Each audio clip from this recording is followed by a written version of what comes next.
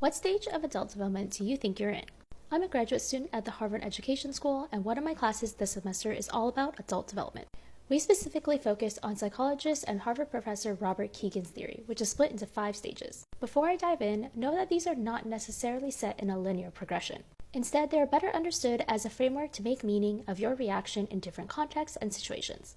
Stage 1 is the impulsive mind, something most people leave behind in childhood. This is when you're just sensing things, experiencing fantasy as reality, and objects have no permanence. Stage 2 is the imperial mind, which is usually found in adolescence, but not necessarily confined to that. This is when you start seeing yourself as a consistent identity, so the issue of self-esteem arises. To satisfy this, there's an emphasis on meeting your own needs, so your relationships can be very transactional. They also tend to be organized around formal rules instead of personal values. Stage 3 is the socialized mind, which most adults tend to stay in throughout their lives. This is when you're looking for external validation to understand who you are and how you fit into the world. Your actions are usually based on what you've absorbed from external sources as identity traits. For example, if you see yourself as a good friend, you'll organize your life to fit what your external environment is telling you what a good friend should do.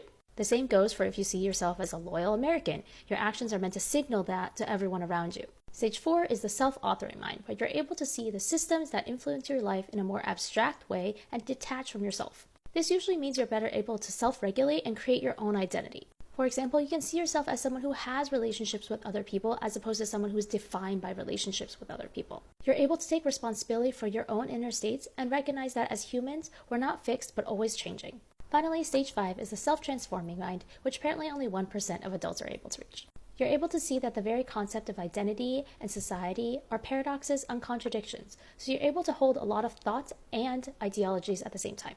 You also release a fixation on ego and independence, and instead see everything as interdependent and important in their own right. To be totally honest, I have no idea what's going on at this stage because I'm definitely not in it.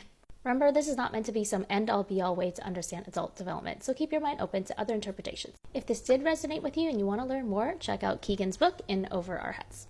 And of course, make sure to follow to hear more insights on graduate education.